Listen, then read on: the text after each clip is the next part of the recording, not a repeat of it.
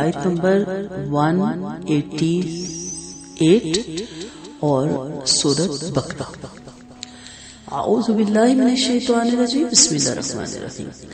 وَلَا تَأْكُلُوا، اور نہ تم کھاؤ، اموالکم، اپنے مال، بینکم، آپس درمیان اپنے، بالباطل، باطل طریقے سے، وَتُدْلُوا بِهَا، اور تم پہنچاتے ہو اس کو، الی الحکام، حکام کی طرف، لِتَأْكُلُوا، تاکہ تم کھاؤ، فریقاً ایک گروہ، من سے اموالی، مال، الناسی، لوگوں کا، بالاسمی، گناہ کے ساتھ، وانتم، اور تم، تعلمون، تم جانتی ہو۔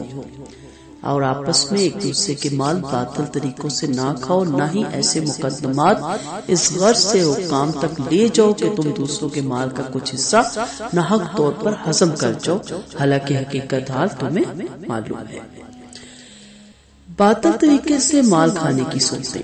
باطل طریقے سے دوسروں کا مال ہضم کرنے کی کئی صورتیں ہیں، مثلا چوری، خیانت، دغابازی، ڈاکہ، جوا، سود اور تمام ناجائز قسم کی تجارتیں اور سودا بازیاں، اور اس آیت میں بالخصوص اس ناجائز طریقے کا ذکر ہے جو حکام کی وساطت سے حاصل ہو۔ اس کی ایک عام صورت تو رشوت ہے کہ حاکم کو رشوت دے کر مقدمہ اپنے حق میں کروا لیا جائے، اور اسی طرح دوسرے کا مال ہضم کر لیا جائے۔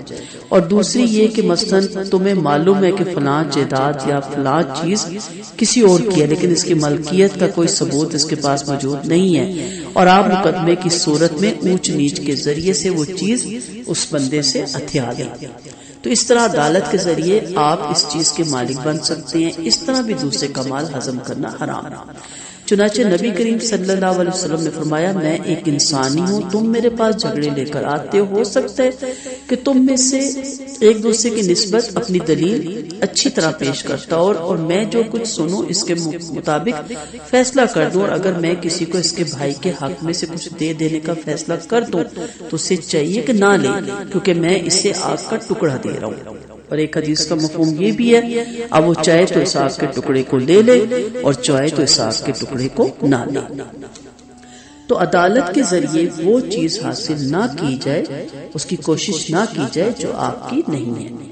حضرت ابن عباس رضی اللہ عنہ فرماتے ہیں، یہ آیت اس شخص کے بارے میں جس پر کسی اور کا مال چاہیے اور اس سے حقدار کے پاس کوئی دلیل نہ ہو تو یہ شخص اس کا انکار کر جائے اور حاکم کے پاس جا کے بری ہو جائے، حالانکہ وہ جانتا ہے کہ اس پر اس کا حق ہے اور وہ اسی کا مال ہے، اور وہ مار رہا ہے اور حرام کھا رہا ہے اور اپنے تئیں گناہگار ہو رہا ہے۔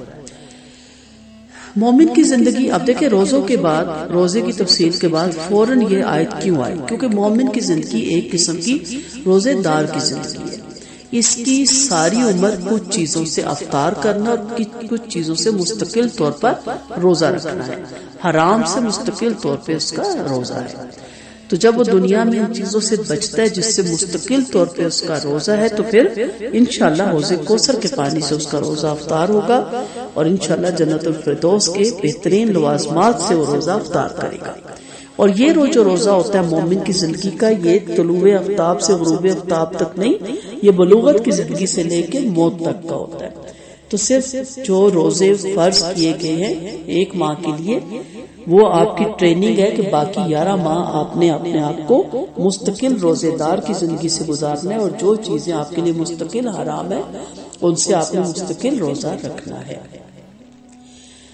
اس میں آپ نے لفظ دیکھا وَتُدْلُوا کا جو روٹ ہے دال لام واو دلول، ڈول جو کنویں میں ڈالا جاتا ہے، یعنی تھوڑا دے کر زیادہ حاصل کیا جاتا ہے، خالی ڈول بھیجنا اور اس سے لے کے آتے ہیں پانی بھر کے۔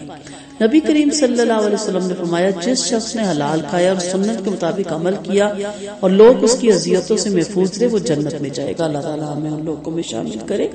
اور یاد رکھیے گا، آپ صلی اللہ علیہ وسلم کی حدیث کے مطابق حرام مال کھانے والے کی دعا کبھی قبول نہیں ہوتی، عقل میں بھی یہ چیز نہیں سماتی۔ آپ صلی اللہ علیہ وسلم کا فرمان ہے، حضرت سعد بن ابی وقاص رضی اللہ عنہ نے فرمایا کہ یا رسول اللہ میں مقبول الدعا ہو جاؤں۔ آپ صلی اللہ علیہ وسلم نے فرمایا، اے سعد اپنا کھانا پاک اور حلال بنا لو، مستجاب الدعویٰ ہو جاؤ گے، اور قسم ہے اس ذات کی جس کے قبضے میں میری جان ہے، بندہ جب اپنے پیٹ میں حرام لقمہ ڈالتا ہے تو 40 روز تک اس کا کوئی عمل قبول نہیں ہوتا، اور جس کا گوشت حرام سے بنا ہوا ہو اس گوشت کے لیے تو جہنم کی آگ ہی لائق ہے۔ وآخر دعوانا ان الحمد للہ رب العالمین۔ سبحانک اللہم و بحمدک، نشہد ان لا الہ الا انت، نستغفرک و نتوب الیک۔ السلام علیکم ورحمۃ اللہ وبرکاتہ۔ دعاؤں کی طالب رخسانہ اجازت۔